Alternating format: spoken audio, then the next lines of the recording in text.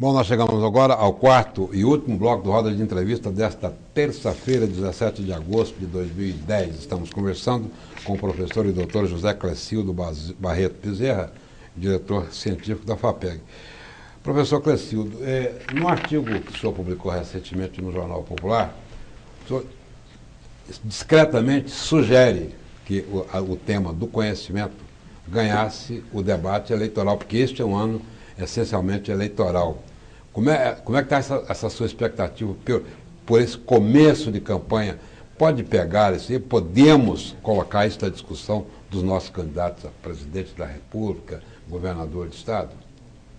Eu li os programas dos candidatos e tenho visto em alguns debates que já houveram na própria imprensa, né? E a gente percebe, é lógico que às vezes a gente se pega tanto do ponto de vista nacional e como do ponto de vista estadual, né? Que há um eixo em que se fala muito da própria questão da gestão. E assim como do lado do empresário, a gente não tem mais jeito de fazer uma gestão sem estar associado com o que a gente chama hoje de gestão do conhecimento. É importante a gente rever coisas do passado, pensar no presente e ver coisas da prospecção do futuro.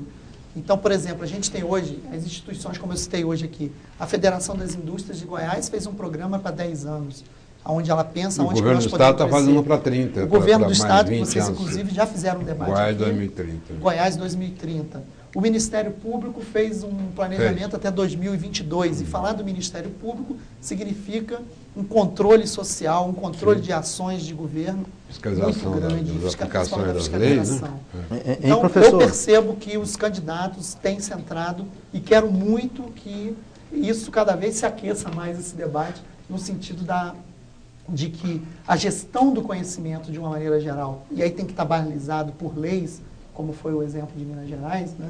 Balizado por leis, que a gestão do conhecimento seja bem forte e que continue avançando. A gente não pode permitir que essa palavra do governo, que essa palavra tão grandiosa, que é gestão, seja banalizada. De certa forma, está sendo banalizada. Todo mundo hoje faz esse choque de gestão, mas não explica o que é isso, né?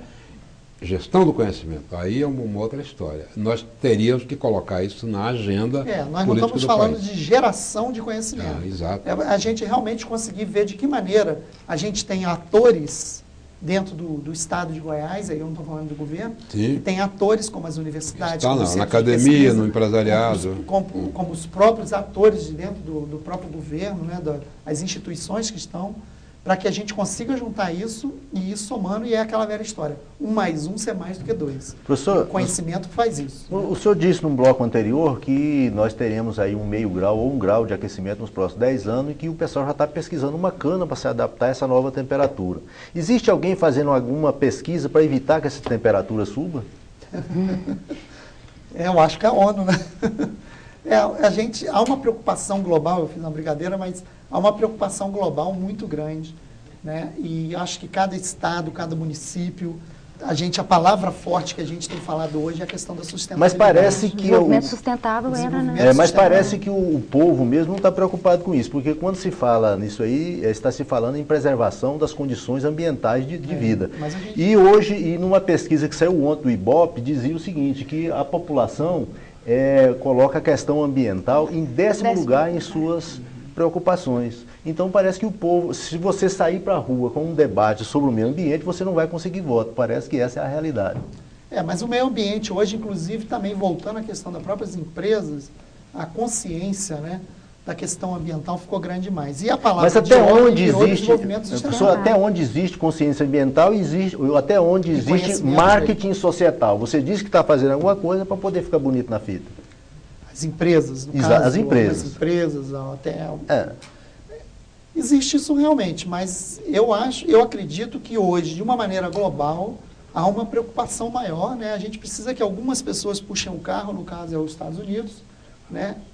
Que está mais interessado em queimar petróleo do que mesmo em fazer pesquisa. Precisa que haja alguns centros geradores dessas preocupações.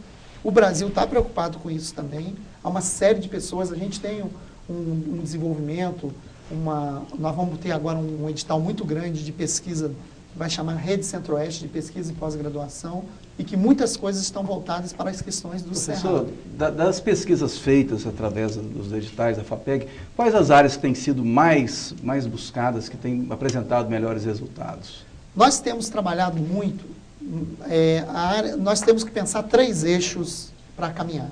O acadêmico, pesquisas para a área acadêmica. Esse é um setor fácil da gente trabalhar, porque o pesquisador já sabe que tem projeto, que tem recurso, e ele já sabe como buscar isso. Um outro eixo que a gente está trabalhando muito é um eixo, e aí diferenciado, que eu posso dizer no Brasil, que é um eixo para ações de governo, desafios estratégicos e políticas públicas. A gente fez alguns trabalhos, editais, e temos projetos na área com a Assembleia Legislativa, ao qual um resultado já foi virou lei, que é um estatuto do portador de câncer, né, mas foram vários projetos, com a Goiás Turismo, que deu força também para a criação do próprio Instituto de Pesquisas Turísticas, e com a própria GETOP, a gente abriu 2 editais de pesquisa, abrimos com a Secretaria da Mulher e Igualdade Racial, então temos vários projetos, 40, 50 projetos, caminhando na questão da igualdade, do gênero, né? E temos um aberto agora, quem quiser ver, está lá no site da FAPEG, um edital também que para o próprio Ministério Público é inédito no Brasil, que é um edital voltado para questões do cidadão, principalmente se for da área da saúde, do idoso, né, da educação e da infância, da questão da criminalidade. E esse eixo tem muita gente no governo, interessante demais, interessado em junto com as universidades, com os centros de pesquisa, produzir pesquisa. Todos esses editais... E o terceiro eixo, o primeiro academia, o segundo governo, o terceiro eixo, o empresarial. É importante, então, em cima desse edital que nós vamos abrir, é importante que a gente tenha esse eixo de trabalho também, que é a questão da inovação, ao qual já existem várias iniciativas em Goiás, e aí a gente vai... José Clecildo. Todos esses exigem a presença de doutores. Todos mestres e doutores. A gente não tem ainda como, e aí é fácil de entender, se a gente fosse abrir um edital de pesquisa, onde a gente abrisse só para graduados ou para especialistas, nós não conseguiríamos atender essa demanda, nem de analisar, né? A gente teria um número de candidatos, de projetos muito grandes. E não tem jeito da gente falar de pesquisa, né? E aí é uma coisa forte, mas não tem jeito da gente falar em pesquisa sem falar na qualificação, porque eu estaria me contradizendo em relação à questão que eu falei do eixo dos recursos humanos. A formação de recursos humanos é fundamental. E no caso da pesquisa, a pessoa titular mestrado e doutorado. Existem várias iniciativas em Goiás. Hoje nós estamos com 79 cursos de mestrado e doutorado em Goiás, né, no conjunto. Mas existem algumas áreas ainda carentes. Por exemplo, a área de administração, a área de economia, mesmo a área do direito, os cursos de pós-graduação, mestrado e doutorado que existem são muito poucos. E isso vai refletir dentro da questão econômica.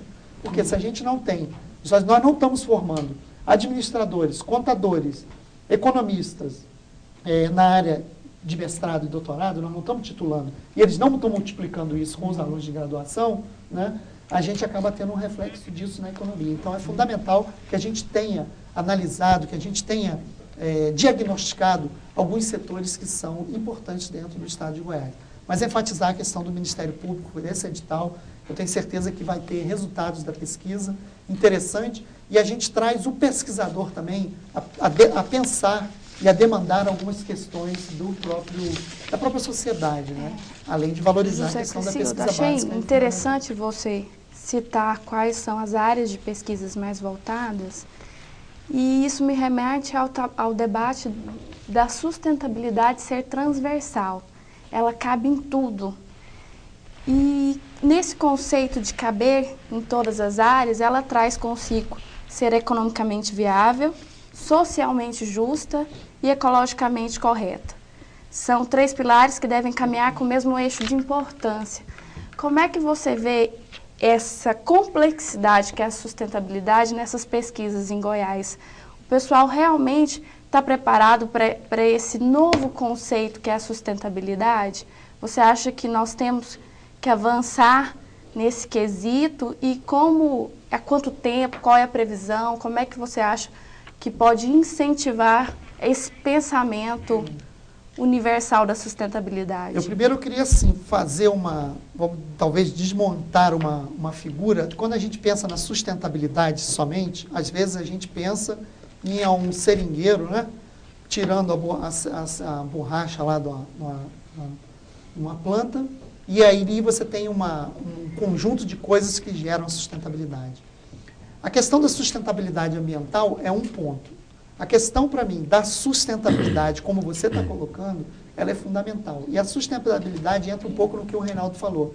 A questão de ter recursos para que a gente consiga manter essa sustentabilidade. E como é que é isso? Tendo recurso para a formação de recursos humanos, tendo recurso para a geração de conhecimento, tendo recurso para que a gente tenha um arcabouço institucional, quer dizer, instituições bem formadas, bem organizadas, instituições que tenham qualidade e condições para que a gente consiga gerar esse conhecimento. E aí a preocupação da sustentabilidade, ela talvez esteja mais embutida para a gente dentro daí as nossas ações dessa geração. Professor, e até que ponto sustentabilidade também é um marketing, como a gente comentou? Até que ponto ele está sendo muito usado, inclusive pela própria questão de alguns discursos, né? Não só do marketing empresarial, mas o próprio discurso pessoal. Pessoal, né? político, pessoal, político, e se fala. Empresarial mesmo. Eu acredito na palavra sustentabilidade. Do ponto de vista científico. Eu tenho uma disciplina na Universidade Federal de Goiás que ela chama Ciência, Tecnologia e os Caminhos da Sustentabilidade. E eu interpreto, depois ao final da disciplina, né, com os alunos todos têm que escrever um artigo de opinião, como se fosse para um jornal, né? E a gente atribui muito a questão da própria sustentabilidade. A sustentabilidade, para mim, não é simplesmente a gente fazer uma cultura agrícola de coisas em conjunto e proteger uma água, proteger um rio. A sustentabilidade é a gente investir na educação, investir na ciência e tecnologia, investir na própria inovação, na formação.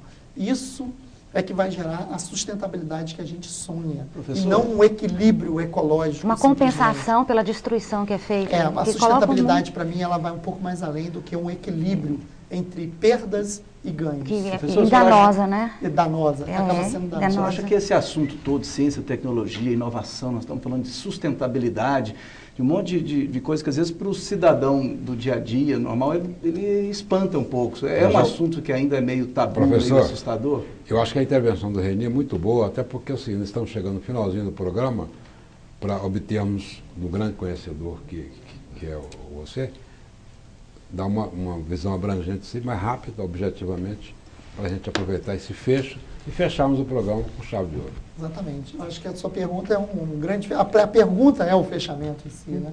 De realmente a gente entender que essa geração do conhecimento, essa era do conhecimento, eu colocaria, você falou em pilares, 3 pilares importantes hoje, né? A questão da geração de riqueza, e aí quando a gente fala geração de riqueza, é o cidadão ganhar melhor, ter uma renda melhor, não simplesmente o empresário também ter um lucro maior, mas isso faz parte. A questão da qualidade de vida, ela é fundamental. E a questão da igualdade.